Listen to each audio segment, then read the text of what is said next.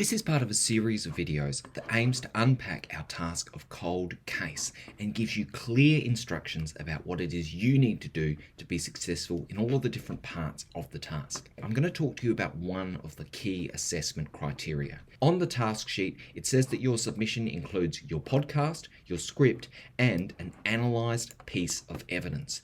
And I'm going to talk through that particular part in this video so you've got a really clear idea of what you need to do. As a quick reference, the evidence is what you should be doing first. So selecting a piece of evidence to analyse should be one of your first actions, and answering the two questions on the evidence analysis assessment template are part of the first stage of this task. This task is assessing 3 different skills, but for this video, I'm going to be talking specifically about this last one here, and I'm going to be giving you some examples to show you what your work should look like. To make life a little bit easier, I've moved that individual criteria across to a separate document, and I'll be jumping backwards and forwards to this one to show you exactly how the assessment's going to happen. In a previous lesson, we looked at 3 samples of summaries that were done as part of the evidence analysis assessment template. So all of these answer the same prompt, which is to summarize the key details of the source that relate to the case.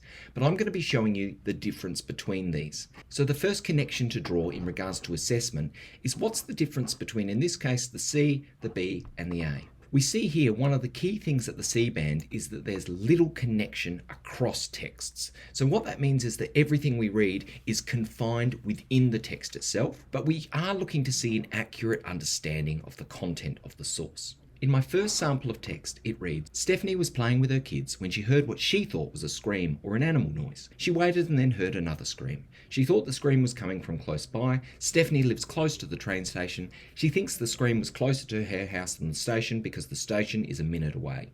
She thought the scream might have come from across the street. She checked across the street, but there were no cars in the driveway, which suggested that there was no one home. Stephanie waited for another scream but didn't hear anything, so she called the police to make a report. She didn't want to leave her children to investigate the sound. She also thought that leaving could put her in danger if there was a threat. She called the police instead. The police said that there wasn't much that they could do and that they would make a note in case something came up. Now this is the same text that you'll find on DayMap associated with the C level of the evidence assessment. So there shouldn't be any surprises in that.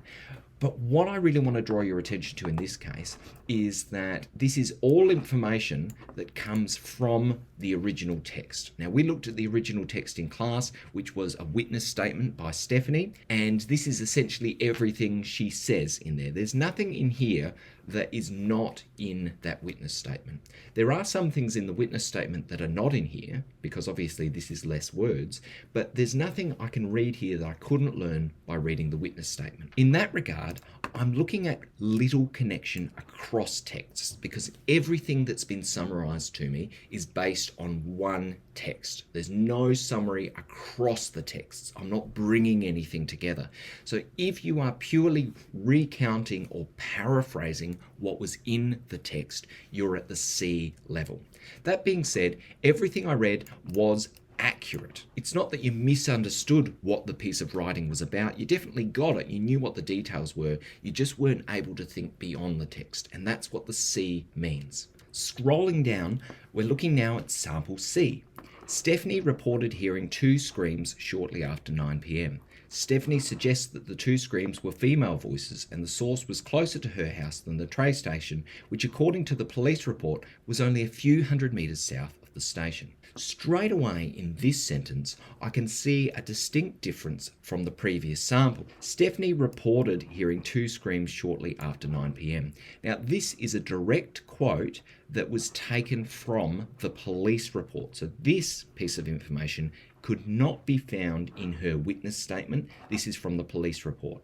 It goes on to say the police report, so according to the police report, was only a few hundred meters south of the station. So what we're starting to see here is that this person is synthesizing what was said by Stephanie with what has previously been said in other sources. We know that the police report said that the house was only a few hundred meters south of the police station, and we know that Stephanie said that the source was closer to her house than the train station.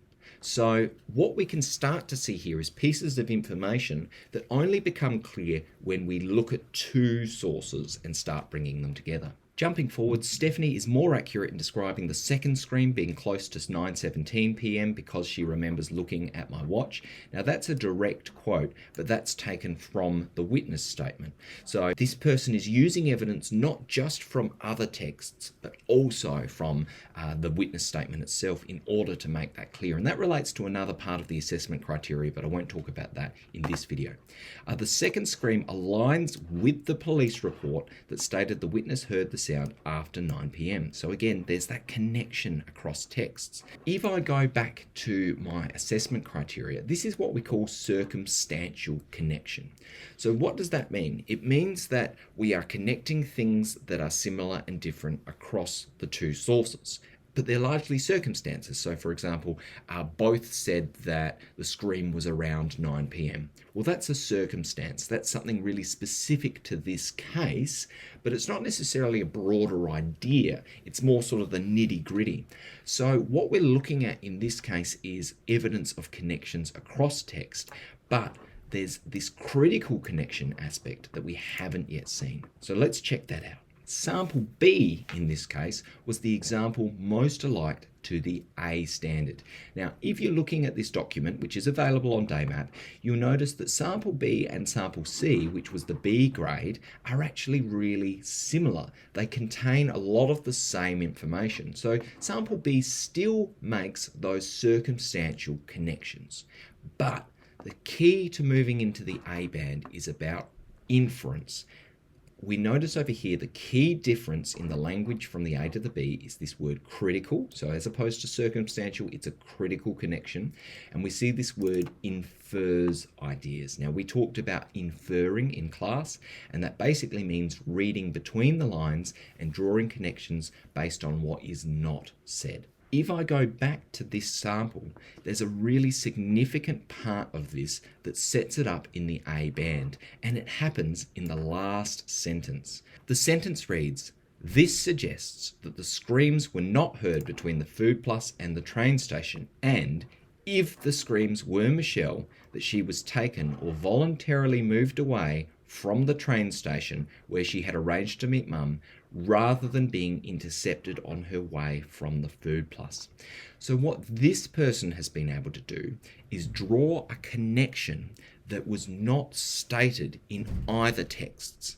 So what we know is that the police text said that she was walking from the Food Plus to the train station, and the witness statement said they thought they heard a scream coming from somewhere closer to their house than the train station.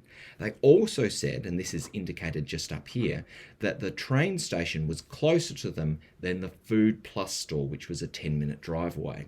So this person has inferred that that would mean that if Michelle went missing and that scream was her, then she must have been taken further away from the train station than the Food Plus. Now, what we don't know is whether or not she went missing while she was walking from the Food Plus to the train station, but we can infer from this that that's not the case, that she must have made it to the train station, and then from there she must have gone in the opposite direction to the Food Plus, and that's where she disappeared.